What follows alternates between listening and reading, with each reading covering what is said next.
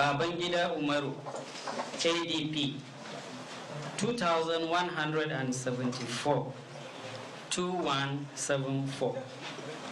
Dahiru Ahmed Aishatu, APC, 396,788, 396,788.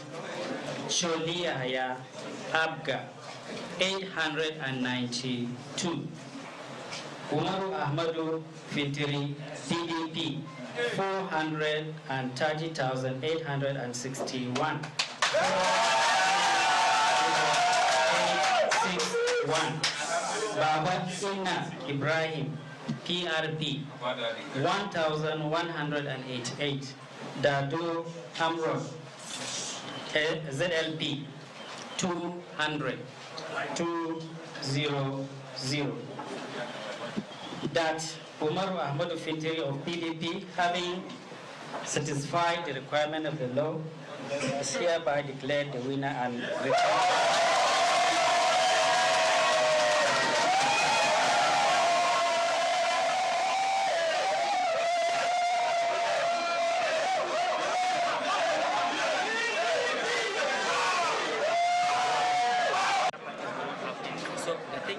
After the Independent National Electoral Commission, INEC, declared that the supplementary election for the governorship seat in Adamawa State, northeast Nigeria, will hold in 69 polling units in 20 of the 21 local government areas of the state, attention shifted to two major contenders, incumbent Governor Ahmadu Fintiri of the People's Democratic Party and Aishatu Dahiru, popularly known as Binani, of the All Progressives Congress APC. After the first round of voting on March 18th, Mr. Fintiri of the PDP led with 421,524 votes, while Binani scored 390,275 votes to trail with 31,249 votes. Collation of results for the governorship supplementary elections in Adamawa State commenced at about 10 p.m. on Saturday, with party agents, security personnel, observer groups, and members of the media present to monitor the process. The state returning officer, Professor Mohammed Mele, alongside two national commissioners of INEC, Dr. Baba Bila, who is the national commissioner supervising Adamawa, Gombe, and Taraba states, as well as Professor Abdullahi Zuku, who is the national commissioner supervising Kano, Katsina, and Jigawa states, monitored the process. The resident electoral commissioner of INEC in the state, Mr. Hudu Ari, is absent, but no reason was given for his absence. APP scored 0 votes. One after the other, the local government collation officers presented their results.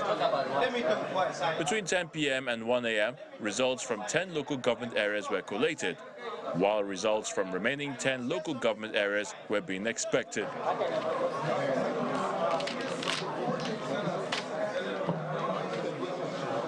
As the waiting continued, the INEC resident electoral commissioner, Mr. Hudu Ari, showed up and announced the adjournment of the process. Proceeding please be out. What time? 11 o'clock. However, before the scheduled time, and while stakeholders were yet to reconvene, Mr. Ari showed up at about 9 a.m. in the company of some heads of security agencies in the state and declared the results. No! It can't happen! This is not fair, you cannot! Most of the mainstream media were absent, and only those with phones could capture the moment.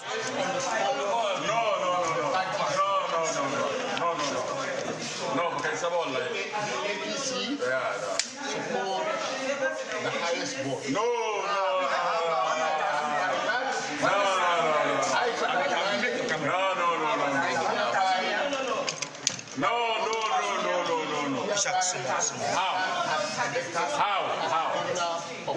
How? But while the controversy was on, the governorship candidate of the All Progressives Congress, Mrs. Aishatu Binani, gave an acceptance speech. But Governor Umaru Fintiri described the development as a travesty of democracy and asked that the airing wreck be sanctioned. This action is no doubt prerogative, but in this situation, I appeal for calm. Meanwhile, INEC, in a swift reaction, declared the action of the resident electoral commissioner as null and void, and also suspended the collation of results and summoned Mr. Hudu Ari to the national headquarters for investigation.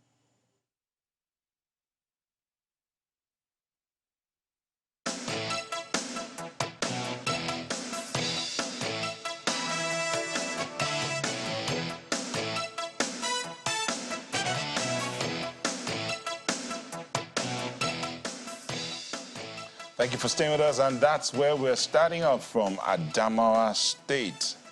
Finally, the results were declared legally by the returning officer. Now, when that matter of the declaration was done, was that last week? On Sunday, rather.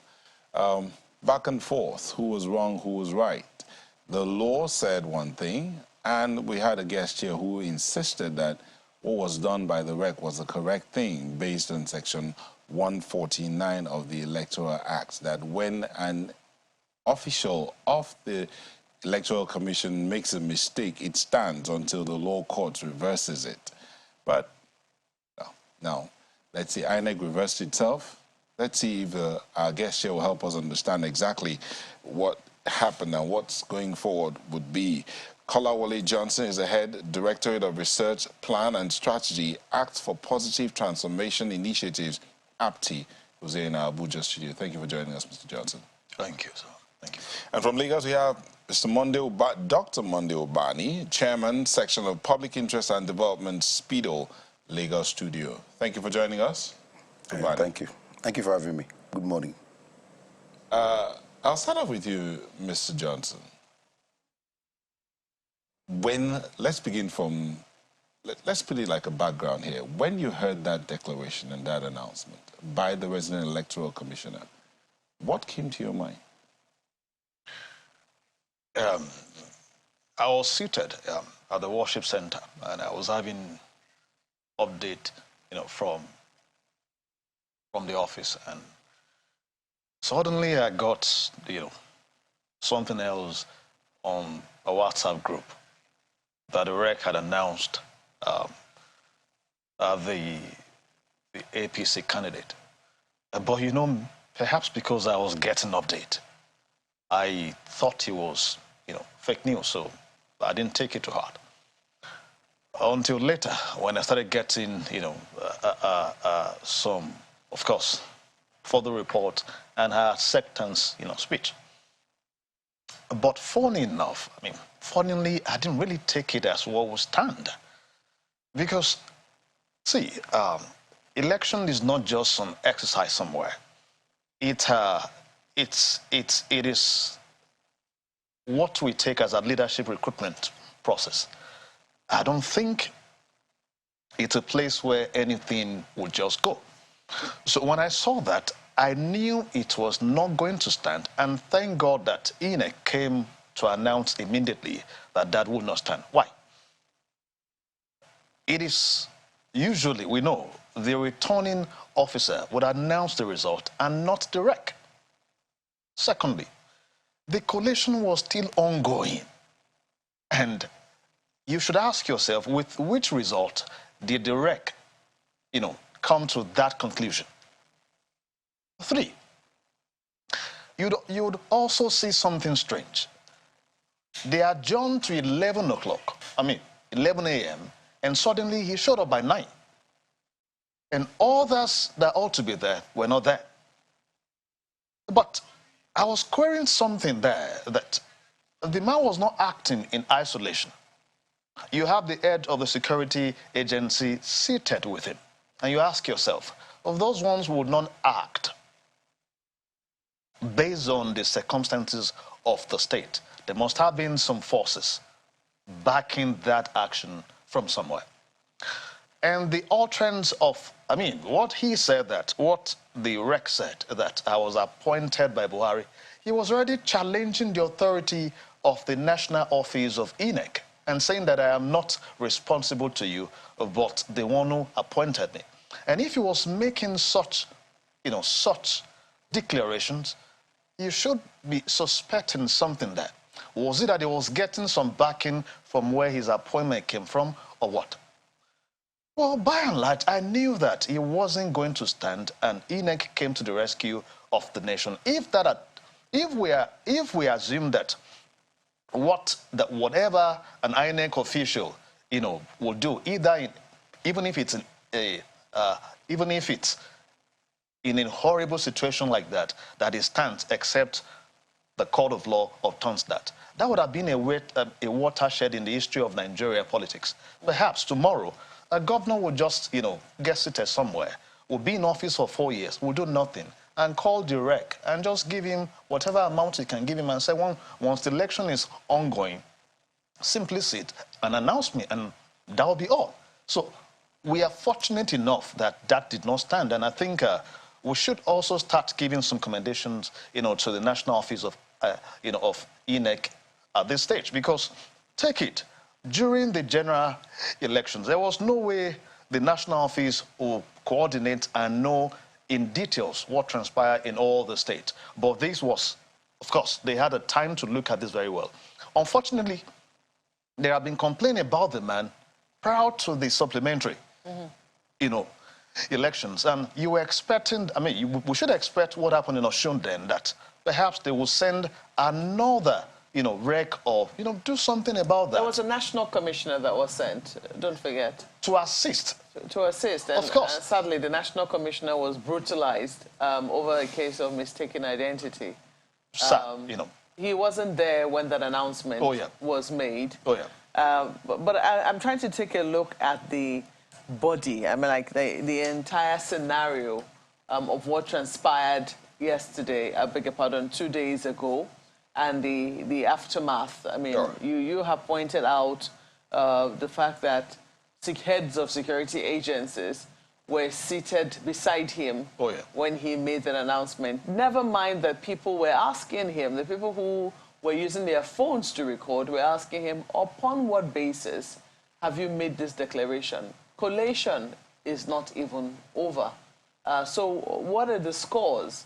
But this is what we now have: 430,000 votes, 861, 430,861 votes against 396,788. So we saw the collation conclude yesterday, and Governor Fintiri of the PDP announced as the winner.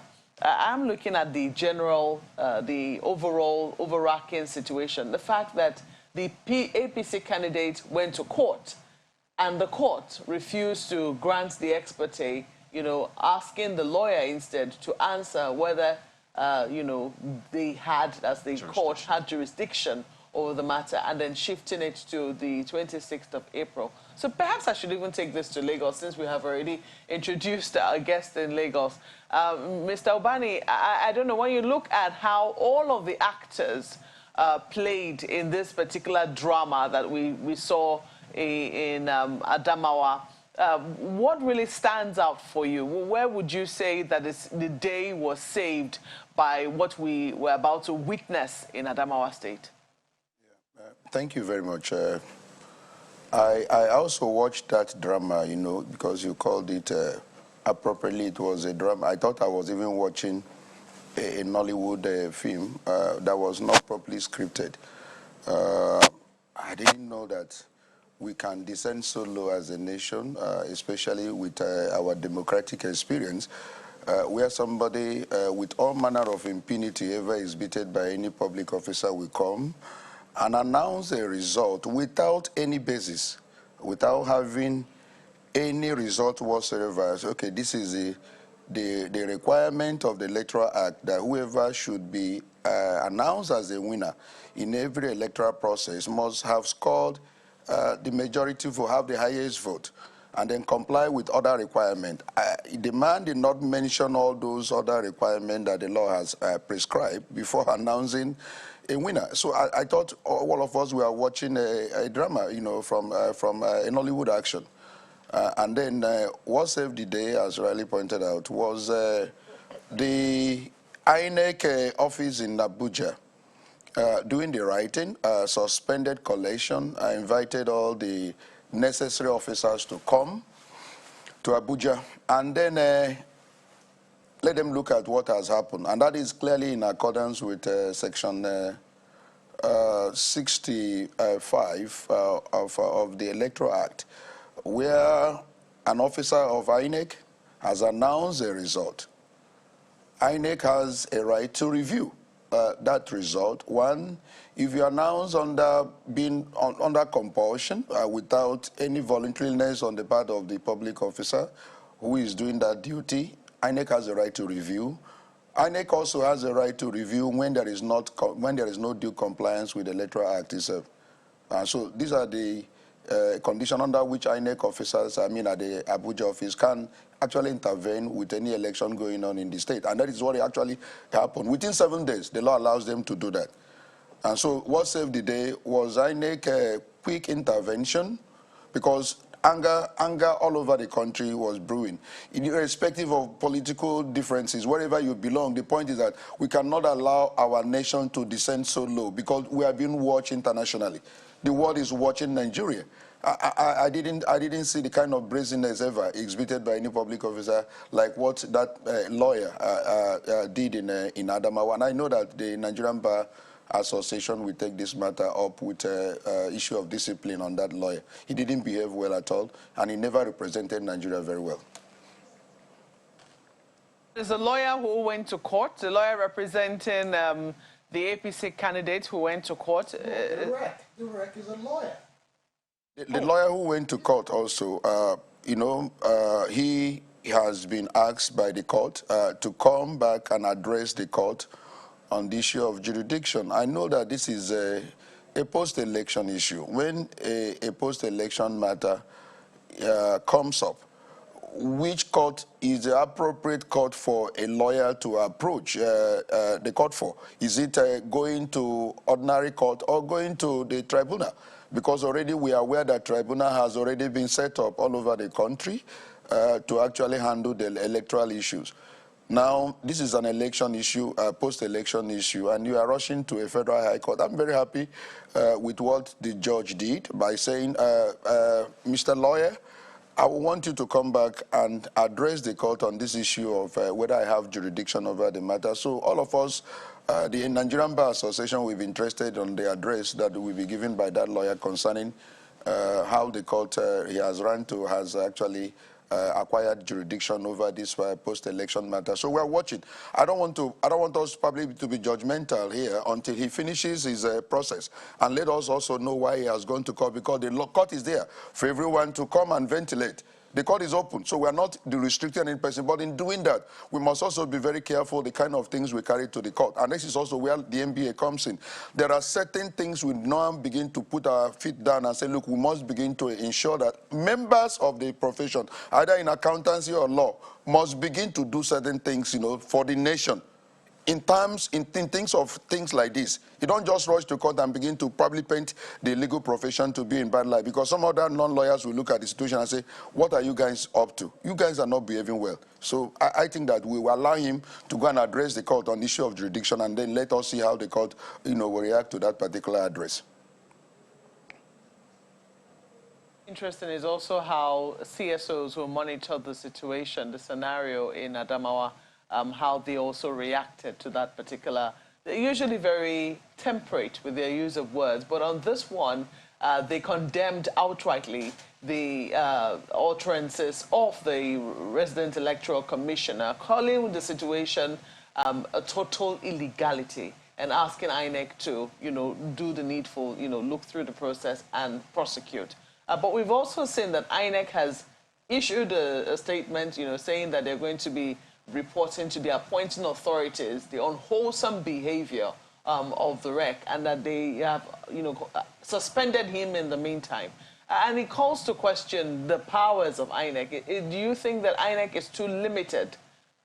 This is without us looking completely. I know that we want to look at, the situation in Adamawa, but does it call to question the powers that INEC itself wields? Do you think that INEC is not sufficiently kitted against this sort of malfeasance, assuming it were to happen amongst its own recs? People have argued that, the commission, that is the national commission, the national chairman and the 12 national commissioners should have a little more authority over the resident electoral commissioners. What is your thoughts on this? Building institutions require that you must have a proper framework that allow the system to work. And the legal approach to that will mean that you put the proper laws that will empower the body to act, when they should. But again, you consider checks and balances. You know the environment.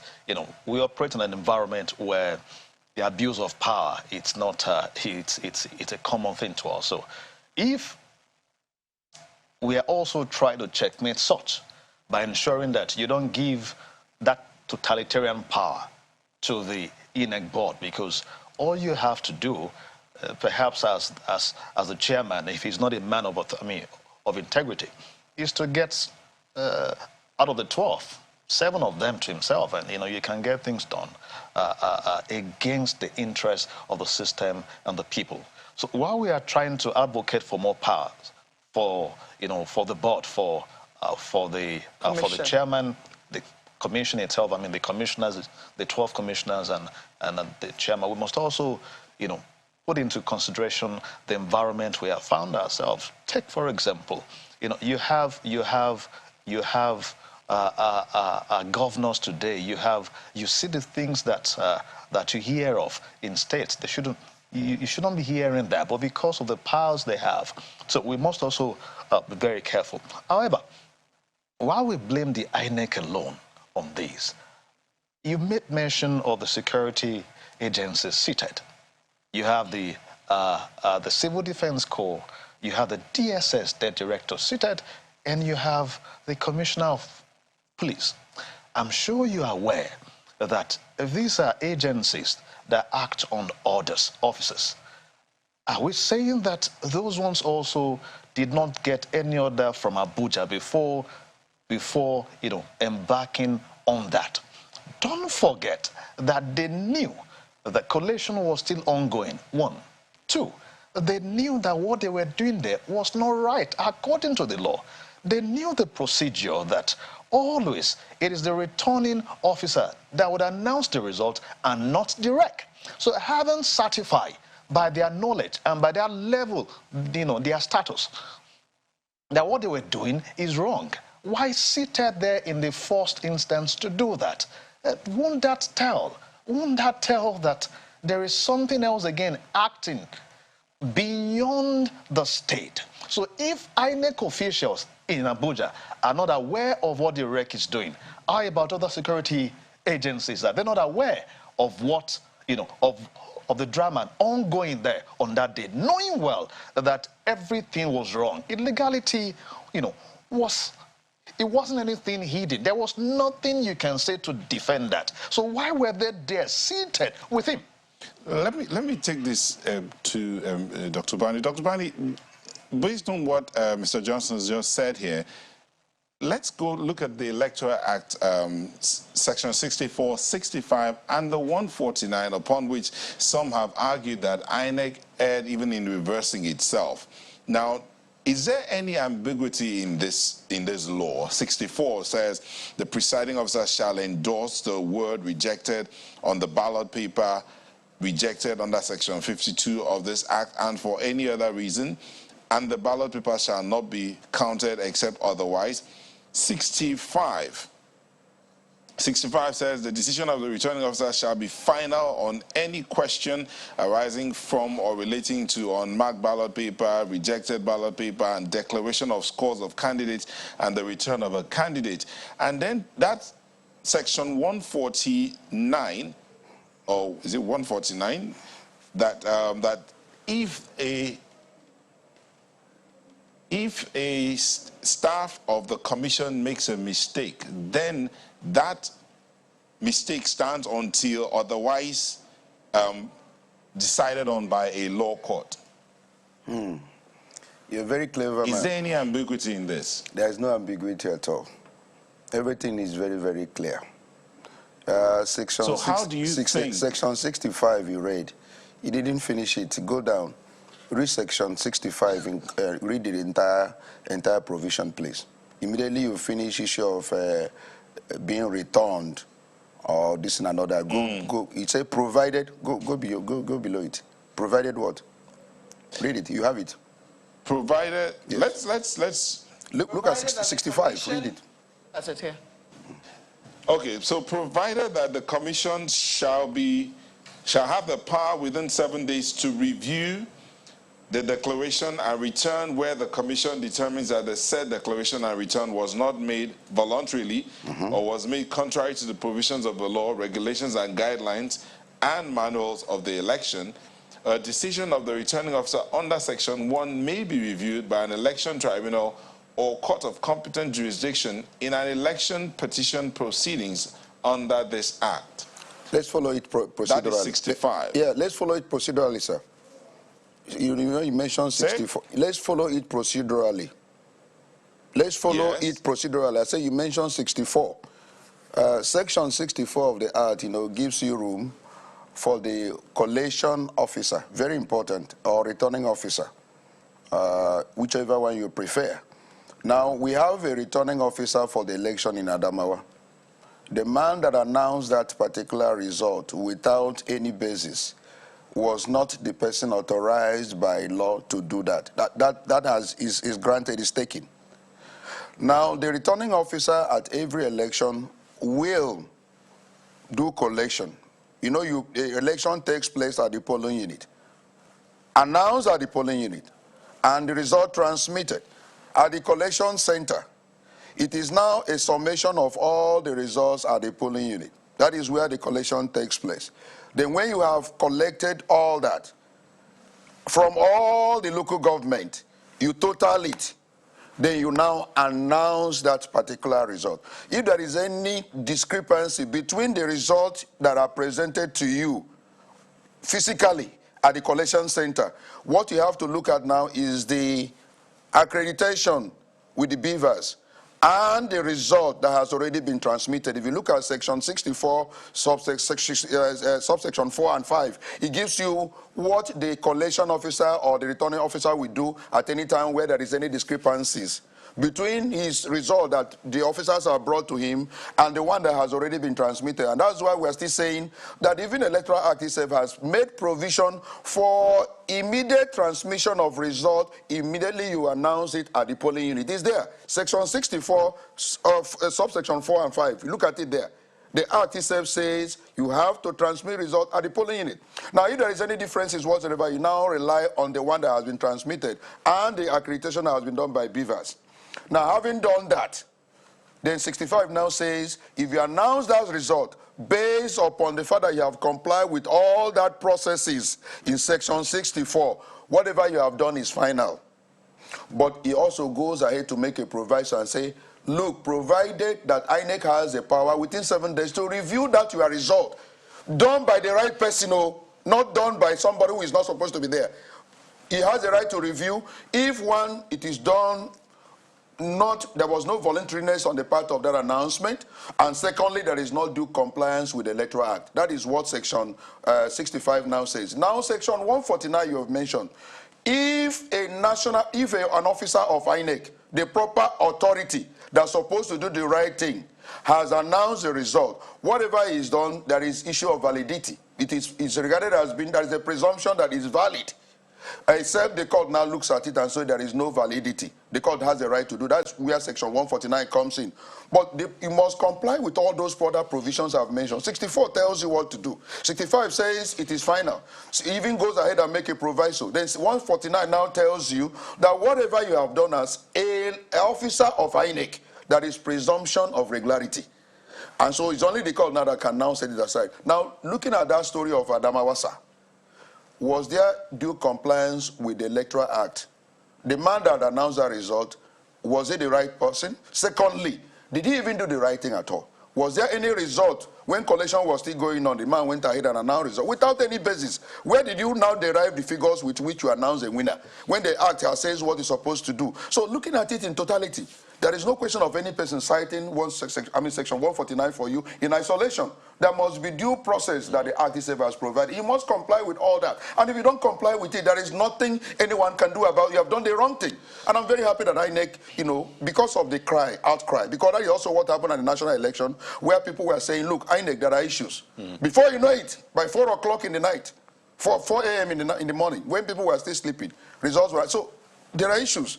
It's impunity that has actually grown up in this country where people are not punished for offenses. And I'm very happy that institution has corrected itself, you know, instantly over this particular because of the outcry. It has happened when PDP was there. They were doing everything and then getting away with it, feeling that nobody, they asked you to go to court.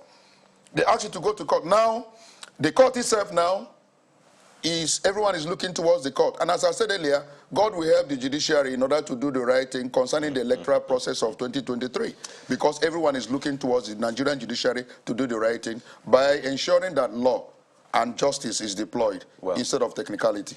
I mean, this issue is befuddling for a lot of people. By the way, we've seen INEC announce results in the wee hours of the morning. 2015, it was about 2:55 a.m., even earlier than this 4 a.m. So, I mean, it looks like maybe it's about the exigency of time and whatever it demands. But, Mr. Obani, you referenced a point. So that rec in question, a lawyer, okay, I mean, with the MNI, you know, tag, also has been an administrator, permanent secretary in Bauchi State Ministry of Local Government Affairs. And you had right next to him law enforcement agents. That's right. Not just, you know, the officers, the very high level seated next to him, and they perpetrated such. It's befuddling on a lot of levels. But I'd like you to speak to this. The fact that last year there were questions raised about the appointments of recs less than a year to the election. Incidentally, the rec is one of them. That's Mr. Hudu Yunusa Ari, one of the 19 recs who were, appointed by the president, sworn in November last year. So do you think it gives credence to those questions raised, some of them by CSOs, by individuals, that just maybe this is not the way to go about? Does it give credence to that for you? You know, that is a very intelligent question. You know, the people you employ to carry out national responsibility with a body like INEC, an umpire, in an electoral, you know, year, is also very critical. We must profile the people we bring in order to carry out responsibility in running the nation itself. Credibility of persons is very important. Now, people were raising questions as to the fairness of the process in the statutory employment that was done, because they were all cleared by the Senate. Who are these people? Some of them are card-carrying members of political parties. Remember, people were making that allegation. An issue of profiling and knowing the credibility of these people you are employing to INEC that are supposed to carry out a very grave responsibility is very important. Now, this man, from what has happened so far, is not supposed to be employed by INEC. By what he has displayed, he has not shown any credibility whatsoever as somebody one can trust. By his training as a lawyer, by also having all the offices you mentioned now that he has attained in life, one would expect somebody who loves this nation to do the right thing. But he has not done it. What he has done is clearly opposite. He has taken us down the drain. You know, so I am saying, in employing people that will carry out responsibility in a very grave organizations like INEC, we must profile the people. We must know the antecedent. We must know their character. We must know their competence. You know, we must also look at the kind of persons, you know, what they have done, you know, previously. Was that carried out? Profiling is very important in bringing people in INEC. So from now onwards, I keep on saying, no matter what you have done with the Electoral Act, you know, amending the law, trying to deploy technology, as long as there is that element of human factor coming in, we must be careful who and who will interface with the electoral process before the final result. And we have been having problem with the human factor. We have been having problem with the human factor. The security agencies, I participated in the election of 2023. I was here physical. And I saw how even policemen and other security agencies were asking for money I also saw where INEC was saying, what did you people come, with? They were for asking us. agents. Yeah, no, I'm talking about INEC officials. Asking. Who are they asking? Of course, people who are the agents. Oh, I see. So I'm saying the human factor is one thing we have to deal with. And what do we do in order to minimally reduce the human interference in the electoral process? Now we have all agreed that technology is the in thing. We have started with beavers, accreditation. We have started with transmission. The next now is the election itself. Can we reduce paper? Can we reduce human interference in the process? That is what I feel that the stakeholders now in the country will now sit down and say, gentlemen, we are making some level of progress. But there are certain things we need to do in order to eliminate all the human deficiencies in the system. Ultimately, Mr. Are you following me, sir? Eventually, the human deficiencies are too many, and this is what has actually happened in this electoral process. You see the policemen now. I like what the IG has done. What of DSS director that was there with him? What of the NSCDC? Something has to be done to those officials. Somebody must have given them direction. They always say that even if you go full-blown technology, it will still be deployed, even if it's at least one human. But let me go to Mr. Johnson and also bounce this question off him, because I know CSOs raised those questions. In fact, there were press briefings, interviews, and all of that. So I don't know if there's maybe an explanation for Mr. Yunusa Ari, the rec, if maybe there should be a side of his story that we need to hear. But how far then can we stretch this? Because 19 recs were appointed, deployed to various states just less than a year ago. In fact, they were sworn in November. That's just about 4 months to the election. So how much can we really spread this in terms of how it may have affected the outcome of the election, not just in Adamawa State? Don't forget, it was not just Adamawa State that got a new rec. Other states got. So can we stretch this and say, maybe we need to begin to look at those results again, seeing what played out in Adamawa State? The rec is not alone in the state. He's meant to receive the sensitive materials anyway, and the not sensitive, and to also oversight the election. But the electoral offices are the ones responsible for the conduct of the election at the local government level. And you have the presiding officers at the unit and the supervisory presiding officer. So these are the people really, who are much more involved with the election. The rec is just there to oversight. So whether it comes in November or December, I don't think it really matters. As long as you put a man who has integrity. We have talked about this over time, that we should look at our leadership recruitment process, not only in INEC. But why INEC is so sensitive is that the duties are enormous, and the impact, the effect thereof will be felt by the entire country if the right things are not done. So when CSOs were agitating for us to have people of proven integrity to man these bodies, it wasn't about hatred for any individual. I remember, some cases, some individuals were singled out then. See, the same system that has produced the Adamawa rec has also produced Mikey Guinea, a shining light. And so you can see that if we get things right in terms of recruitment process, you will have certainly better exercises and better results in our election management. So I agree with you that we shouldn't gloss over that. But the law, gave the powers to the president to appoint. And how do they appoint?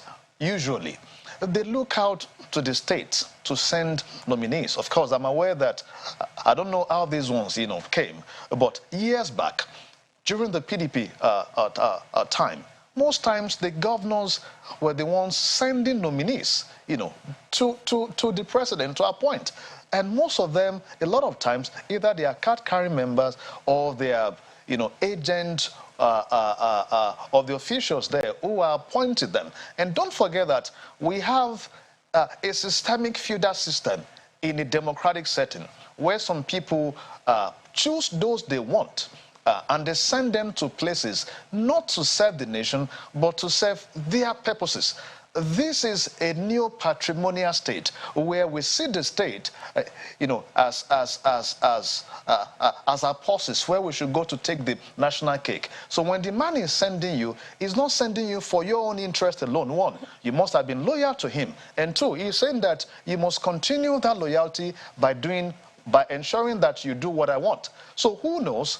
It may be that those who appointed the man played a role, because calculus of consent must have told us that the man was not acting based on any intrinsic motivation. It must have been extrinsic. Some things are involved. And in that, if he was a man of integrity, or if he was appointed through a process that he wasn't, coming through, the chain of some political godfathers, he might likely act differently, regardless of the situation. So I agree that we must look into the process of recruiting those who man the election, in the country.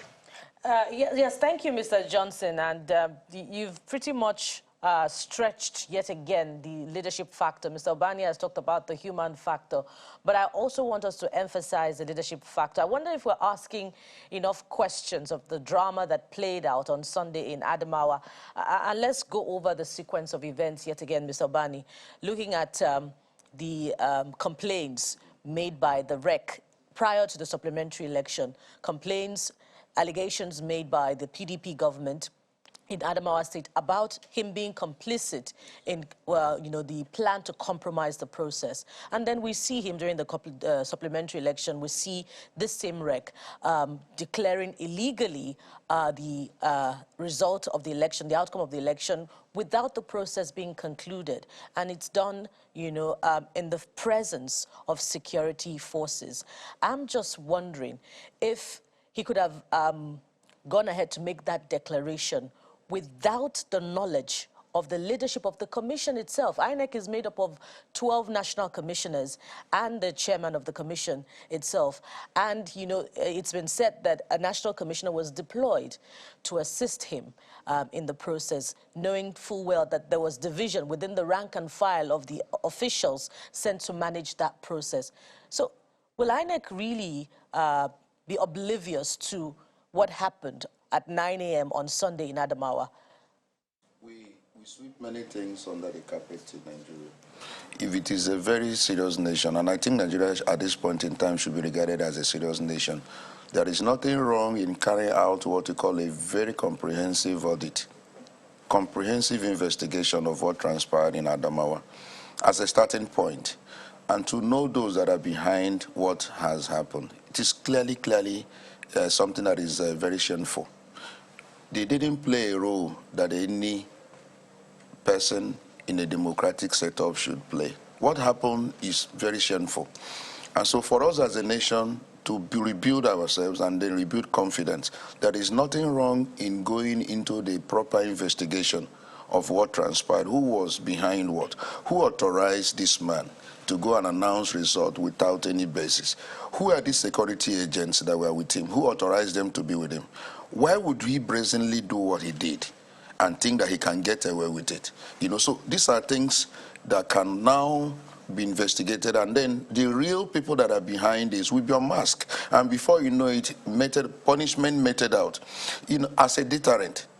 That is how nations build. That's how integrity is built in the system. That is how nations prosper. That is how nations make movement, progress. But most times, these things are swept under the carpet. You know what happened in Abia? You are aware here. I was here. Somebody forced an INEC officer and said you should write a result of 100 and something thousand, when accredited voters was 27,000. And INEC asked them to go and announce the proper result, and nobody was punished. Nobody was arrested. As I speak to you, nobody has been arrested in Abia State for what they did concerning that electoral process. So how can you now develop as a nation? So I'm saying, on the strength of that, I'm yes, shying away from asking the more direct question. Yes. Can INEC say yes, that it's not aware of the action of that national? From the look of things now, everyone have washed their hands off. Even from those, who actually may have authorized those officers, those security agents, somebody must have given them authority to go there, announce it, and let them go to court. That has been the language. Now, all of them now will wash their hands because this has boomeranged. You know, many things happen in this nation where people authorize you to go and do certain things. And if you are stupid enough to go and do it in a manner that it now turns out to be, you run into problem, those guys will deny you because there was no written agreement. It was not written. So I'm saying the only way we can get this sorted out is a proper investigation. President Buhari, if he's clearly in charge of Nigeria, will authorize an investigation. A judicial investigation to really unearth what happened in Adamawa. It's a national disgrace. Let's face it. This is not the way for us to go as a nation. And this election of 2023, the international community is regarding it as a fiasco, that there was no electoral process. Look at all the reviews from all international journals. They are not regarding Nigerian election as proper, as fair, as credible. And that is the truth. Now, you now want to take us down the drain. So any nation that really wants to, listen, gentlemen, can we investigate this? Let us know those that are behind, and then you met out punishment. That is the only way we can deter. Let's but talk the about moment those we don't do that, consequences. yes. Before we talk about the consequence, let's Yes. also take a closer look at the action of the other candidates, also Senator Binani, Yes. who went ahead and made a declaration, Yes. an acceptance Yes. speech right after that declaration, and she has approached the court Yes. now asking for a judicial review. Some would say that it's brazen. Yes. Mr. Johnson, I'd like you to weigh in on this, the action of the contender, Senator Binani.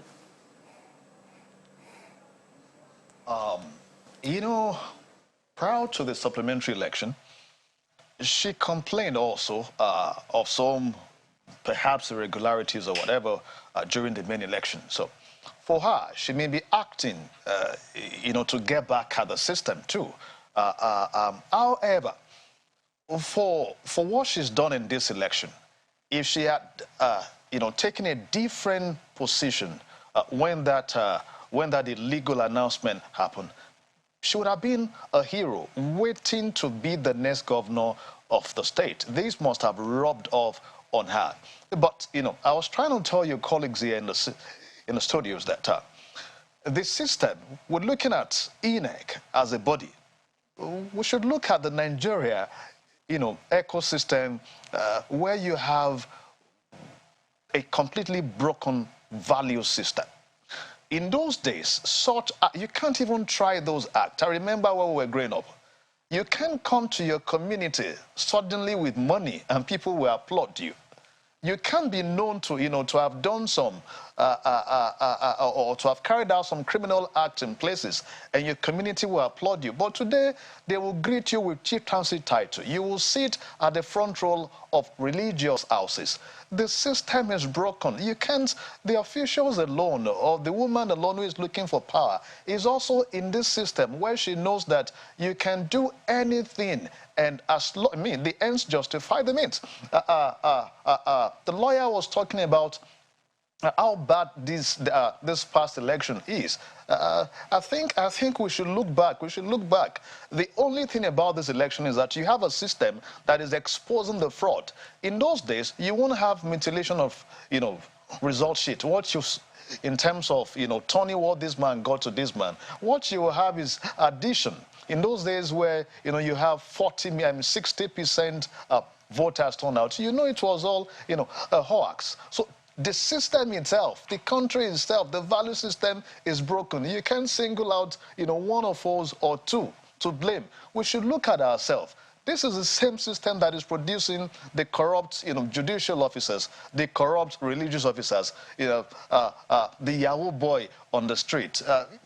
The system is corrupt. Today, get appointed to government, to any government office, and see what happens. The entire community will come at you with every single problem. As a matter of fact, if you go there and you come back without making money, they will tell you that, oh, he can't be rich again. He came back the same way he left. What were they expecting you to do? Let your cousin, let your brother get a job today. The first thing you ask, how much is the salary? And you tell them, say 50,000 naira. Oh, they'll say, that is small, but I hope you still be getting some things by the side. What are those things by the side? Huh? Not be corruption. So the system itself is what we should look at. To build the entire system. Come in and bring in Mr. Obani. Also, that same system which you talked about has produced, shining lights. You talked about an example, and there are lots of examples. In fact, literally maybe millions of Nigerians who are, doing well out of that same system. But we need to talk about consequences as we wind down quickly, because this has happened. And you said that there's this culture of sweeping things under the carpet. So you have the REC, by the way, you have the security, heads of security agencies who were there, the police, the NSCDC, the DSS, as has been said. All we've heard is that INEC is asking the police to prosecute the REC. The IGP has replaced the commissioner. But it would look like that's all we have seen so far. And this is a second day after what we saw. So what should happen now? Who should take charge? And what should we do as a matter of urgency so we don't have this again? The REC, his employment has statutory flavor.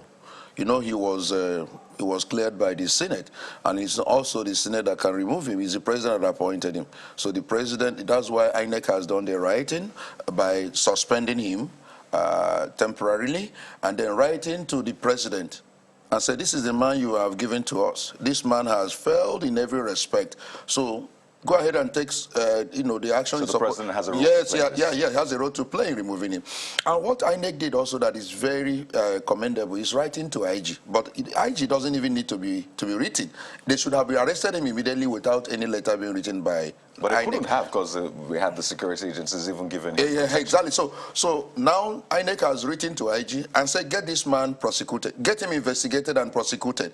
You see, that's the only way we can get this country. When punishment is meted out to those who have actually committed an infraction against the law. That's the only way. So somebody is deterred. He's afraid, if I do this, there are consequences. So I would like this man to be prosecuted. I also want the NBA to take up this man.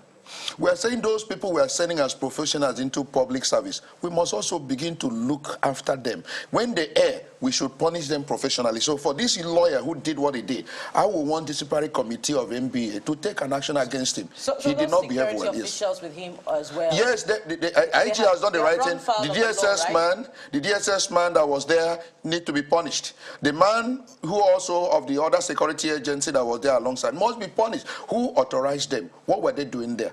Was election declared properly in accordance with the Electoral Act? Don't they know the Electoral Act?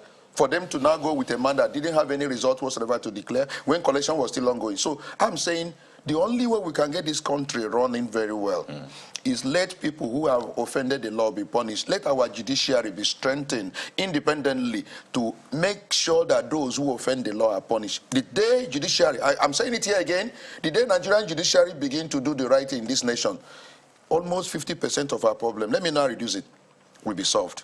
Judiciary being firm. Well, there's a chance to do all of that, but we have to thank you so much, Dr. Monday Obani, Chairman SPIDEL, joining us in our Lagos studio. We appreciate your time and your contributions on the program this morning. My pleasure. So to you now, guys. And Mr. Kola Ole Johnson, thank you for coming in today. Thank you. Thank you for having us. So, I'll be back in a moment. To stay with us.